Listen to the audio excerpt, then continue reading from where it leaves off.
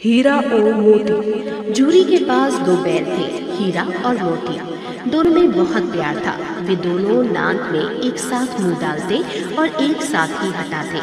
Jury उनके चारे पानी का बड़ा ध्यान रखता था। वह कभी भूल कर भी उन्हें मारता पीटता नहीं था। पशु भी प्यार का भूखा होता है। वे भी जूरी को बहुत चाहते थे। जूरी की पत्नी का भाई गया एक बार हीरा और मोती को कुछ दिन के लिए अपने गांव ले जाने लगा। बैलों को बड़ा आश्चर्य हुआ कि वह उन्हें क्यों और कहां लिए जाता है। रास्ते में उन्होंने उसे बड़ा तंग किया। मोती बाएं भागता तो हीरा दाएं। इस पर गया ने उन्हें खूब पीटा। घर पहुंचकर उसने उनके सामने रूखा सूखा भूसा डाल दिया, पर उन्होंने उसे सूंघा तक नहीं। रात होने पर दोनों बैलों ने वहां से भाग जाने का निश्चय किया।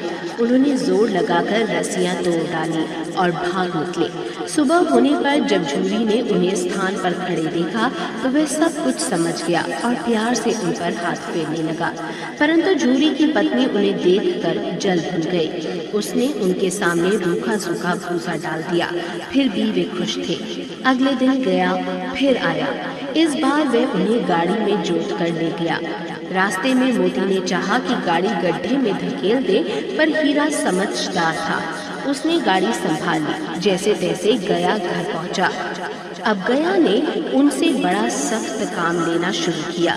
वह उन्हें दिन भर हल में जोतता, जब तक उन्हें मारता पीटता। शाम को घर लाकर मोटे मोटे रस्सों से बांधकर उनके सामने रूखा सूखा भूसा डाल देता। वे लाचार निगाहों से एक दूसरे को देखते रहते। गया के घर एक छोटी सी लड़की रहती थी। वह बैलों की दुर्दशा देखती तो उसे बुरा लगता। वह रात को चुपके से उन्हें रोटी खिलाती। दोनों बैल उसके प्यार के सामने अपनी मार और अपमान भूल जाते। एक दिन मोती रस्सी को चबाकर तोड़ने की कोशिश कर रहा था। वह लड़की आई और उसने दोनों बैलों को खोल दिया।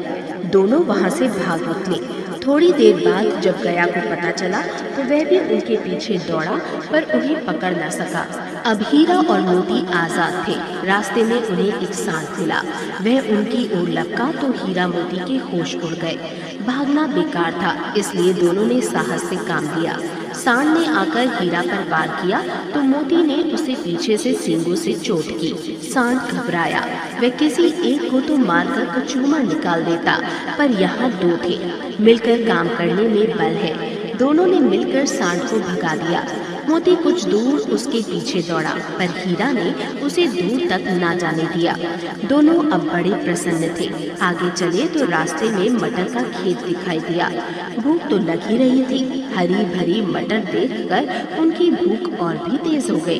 वे खेत में घुस गए और लगे मटर खाने। अभी पेट भरा भी न था कि खेत के रखवालों ने उन्हें देख लिया और कांजी हौस में बंद करवा दिया। हीरा और मोती ने देखा कि कांजी हौस में और भी कई जानवर थे। भैंसे, घोड़े, घोड़ियां, गधे, सबके सब कमजोर और दुबले पतले। वहाँ किसी के लिए न चारे का प्रबंध था और न पानी का। यहाँ कहाँ आ फंसे, उन्होंने सोचा।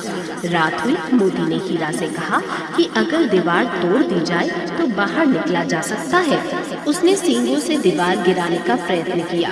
2-4 चोटों में ही थोड़ी सी दीवार टूट गई। उसका उत्साह बढ़ा तो उसने और जोर से चोटें लगानी शुरू की। दीवार में रास्ता बनते ही पहले तो घोड़ियां भागी, फिर भैंसे और बकरियां। मोती ने गधों को भी सींग मार मार कर भगा दिया। उसने हीरा से भी भाग निकलने को कहा, पर हीरा ने मना कर दिया। मोती मन मार कर रह गया। सुबह होने पर कांजी हौस वालों ने देखा तो उन्हें बड़ा आश्चर्य हुआ। उन्होंने हीरा और मोती को नीलाम कर दिया। नीलामी में सबसे ऊंची बोली बोलकर एक व्यापारी ने उन्हें खरीद लिया। वह दोनों को लेकर अपने गांव की ओर चला। मार खाते खाते और भूख सहते सहते हीरा मोती बहुत कमजोर हो गए थे। उनकी हड्डियां भी निकल आई थी। भूख प्यास से व्याकुल बैलों में कुछ भी दम बाकी नहीं रहा था। वे चुपचाप व्यापारी के साथ चलने लगे।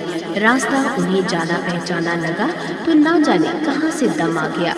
वे दोनों तेजी से भागे, आगे आगे दोनों बैल, पीछे पीछे व्यापारी। पर जब तक वे उन्हें पकड़े तब तक दोनों बैल अपने घर पहुंच चुके थे। बैलों को देखकर जूरी बहुत खुश हुआ।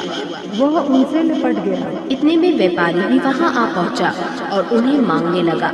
मोती ने आप देखा न ताप, वह व्यापारी पर झपटा। व्यापारी जान बचाकर वहां से भागा। जूरी की पत्नी भी भीतर से दौड़ी दौड़ी आई। उसने दोनों बैलों के माथे चूम लिए।